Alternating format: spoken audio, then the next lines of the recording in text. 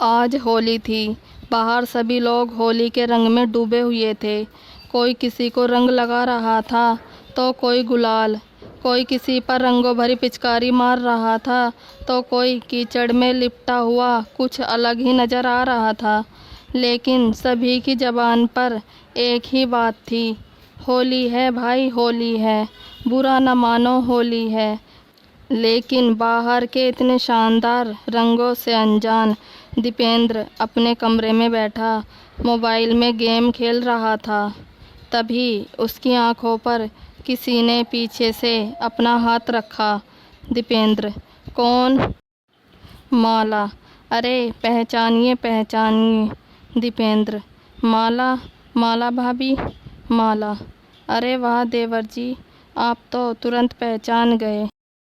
माला ने अपना हाथ दीपेंद्र की आंखों से हटाया और जैसे ही उसने अपना हाथ हटाया तो उसने देखा कि उसके सामने न सिर्फ माला भाभी बल्कि दिव्या और रंजना भाभी भी है।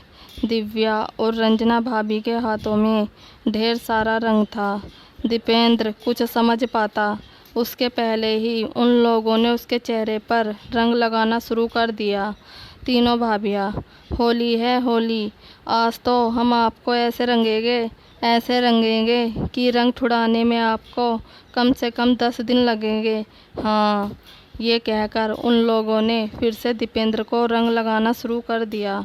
इस बीच वह माला भाभी ने बाल्टी में रंगों को घोला और दीपेंद्र की ओर देखते हुए कहा, देवर जी तैयार है ना रंगों भरी बाल्टी में डुबकी लगाने के लिए? ये कहकर माला बाल्टी के रंगों को एक पिचकारी में भरकर दीपेंद्र पर डालने लगी। दीपेंद्र, अरे अरे हो गया भाभी, अब कितना रंग लगाएगी? माला, अरे ऐसे कैसे हो गया भाभी, और देवर की होली भी भला इतनी जल्दी ख़त्म होती है क्या? ये कहकर उन तीनों ने दीपेंद्र को पकड़ा और उसे बाहर ले जाने लगी।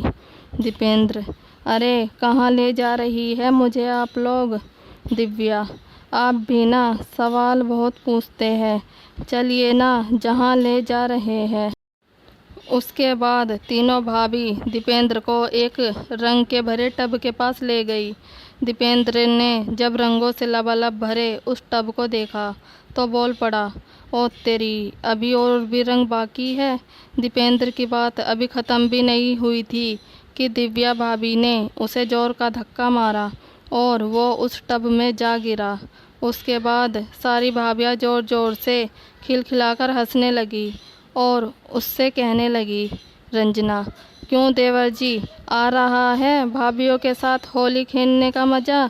दीपेंद्र, आ तो रहा है, लेकिन ऐसा लग रहा है कि होली एक तरफ़ा हो रही है। माला, अरे ऐसा क्यों? दीपेंद्र, क्योंकि अभी मैंने कहाँ लगाया आप लोगों को रंग? अरे जैसे आप लोगों ने मुझे रंगों से भर दिया, मुझे भी तो आपको रंगों से भरना है।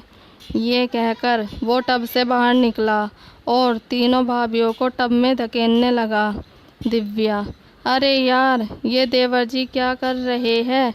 तीनों भाभियाँ, अरे छोड़ दो मेरा हाथ, अरे देवर जी छोड़िए ना। दीपेंद्र, अच्छा जब आपकी बारी आई तो कह रही है छोड़िए छोड़िए, अरे कैसे छोड़ दे आपको? उसके बाद दीपेंद्र सभी को उस टब में डाल देता है और खुद भी टब में प्रवेश कर जाता है। दीपेंद्र, हाँ भाभी, अब ना होगी देवर और रंगीली भाभियों की ज़बरदस्त होली। टब में चारों के चारों होली की खुमारी में डूबे हुए थे। दीपेंद्र कभी माला भाभी को रंग लगाता तो कभी रंजना भाभी को, कभी तीनों भाभियाँ उसके चेहरे को फिर से रंग देती। दीपेंद्र, क्यों रंगीली भाभियों, ये वाली होली कैसी है? तीनों भाभियाँ, मस्त है, होली का मतलब ही यही है कि सब सही गलत को भुलाकर गले मिला जाए और मस्ती के रंगों में डूबा जाए। यह कहकर तीनों भाभियों ने दीपेंद्र को गले से लगा लिया। दीपेंद्र ने कभी सपने में भी नहीं सोचा था कि इस मोहल्ले में आने के बाद उसकी पहली होली इतनी शानदार और यादगार होगी। 6 महीने पहले ही तो वो इस मोहल्ले में रहने आया था। एक दिन जब वो अपनी बालकनी में खड़ा था, तभी उसकी नज़र सबसे पहली बार माला भाभी पर गई थी। माला भाभी उस समय अपनी बालकनी में खड़ी हुई अपने बालों को सुखा रही थी। माला भाभी की खूबसूरती देखकर वो बार बार उसे निहार रहा था। दीपेंद्र, वाह कितनी सुंदर है यार, ये क्या तीखे नैन नक्श है इसके लंबे घने काले बाल कितने प्यारे लग रहे हैं। तभी माला भाभी की नज़र दीपेंद्र पर गई। दीपेंद्र और माला दोनों की नज़रें मिली। दीपेंद्र बिल्कुल झेप गया। तभी माला भाभी ने उसकी ओर मुस्कुराते हुए देखा और अपनी एक आंख दबा दी। माला भाभी की इस हरकत पर दीपेंद्र के दिल की धड़कन बढ़ गई और वो मन ही मन सोचने लगा, अरे वाह, इतनी जल्दी ग्रीन सिग्नल मिल गया मुझे, क्या किस्मत है मेरी। उसके बाद तो उन दोनों का नैन मटक्का हर दिन शुरू हो गया। कभी दीपेंद्र अपनी बालकनी में खड़ा उसका इंतज़ार करता तो कभी माला अपनी बालकनी में उसका इंतज़ार करती हुई मिलती। उन दोनों ने इशारों इशारों में बातें करके एक दूसरे का फ़ोन नंबर भी ले लिया था। अब वे घंटों बातें भी करने लगे थे। माला, अरे यार फ़ोन रख भी दीजिए देवर जी, कितनी बातें करेंगे। दीपेंद्र, क्या करूँ भाभी, आपसे बातें करके जी ही नहीं भरता।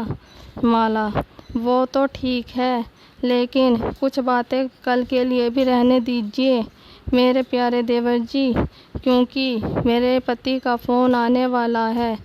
यह कहकर माला भाभी ने फ़ोन रख दिया। लेकिन इस बीच दीपेंद्र के साथ एक और घटना घटी। एक दिन दीपेंद्र बहुत देर से माला का इंतज़ार कर रहा था, लेकिन माला बालकनी में नहीं आई। दीपेंद्र, क्या बात है, बहुत देर हो गई, माला भाभी बाहर नहीं आई, फ़ोन करूँ क्या मैं उन्हें। दीपेंद्र बेसब्री से माला का इंतज़ार कर रहा था।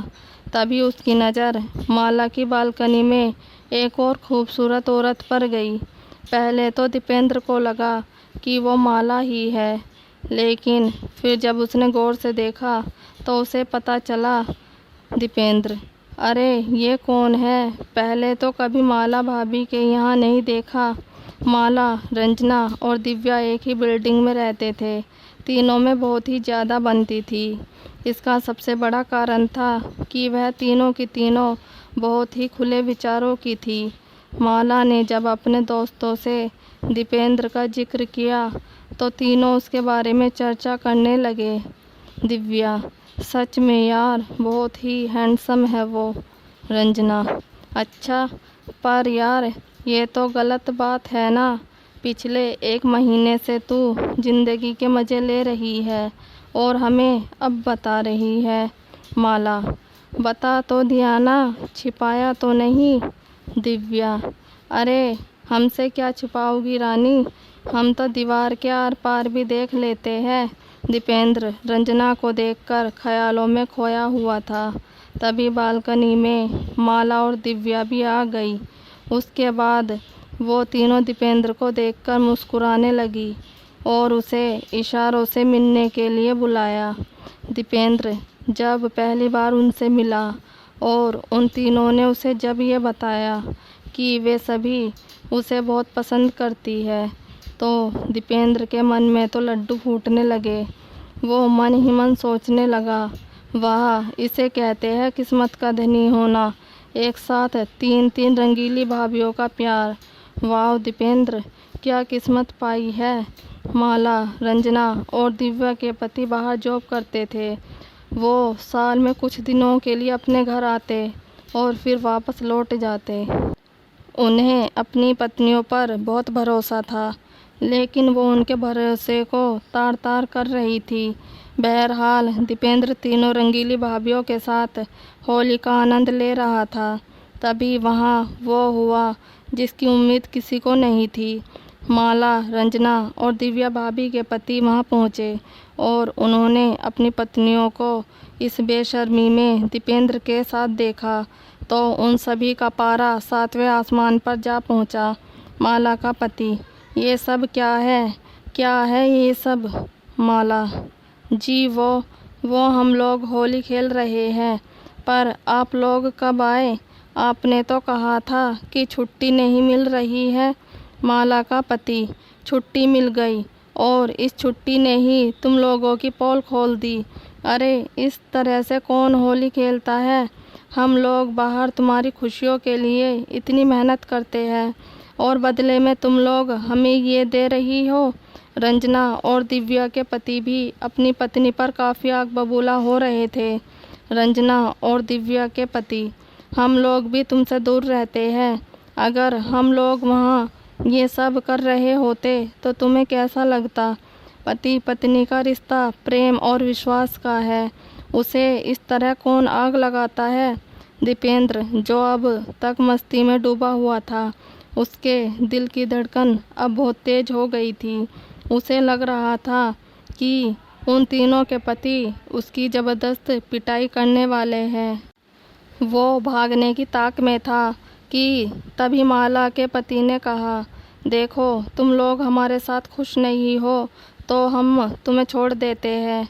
तुम इस लड़के के साथ रहने के लिए आज़ाद हो। तुम लोग चाहो तो इसके साथ हमेशा के लिए रह सकती हो। उनकी बातों को सुनकर दीपेंद्र ने कहा, अरे ये क्या बात हुई?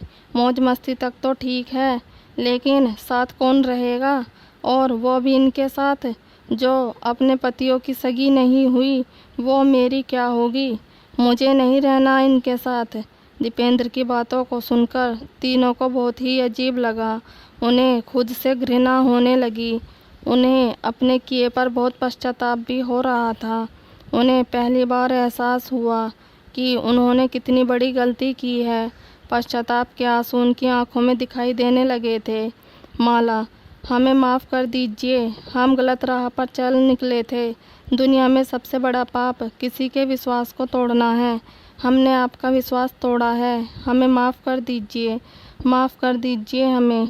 ऐसी गलती फिर नहीं होगी। तीनों के पतियों ने उन्हें माफ़ कर दिया और वहीं पास में रखे रंगों को उन्हें लगाते हुए कहा। तीनों के पति: होली है। होली के त्यौहार के दिन तीनों भाइयों ने अपने जीवन से विश्वासघात का रंग निकाल दिया और प्रेम और विश्वास के रंग से अपना जीवन भर लिया। अगर आपको हमारी ये स्टोरी अच्छी लगी हो तो प्लीज़ लाइक, कमेंट और सब्सक्राइब ज़रूर कीजिएगा। Thank you.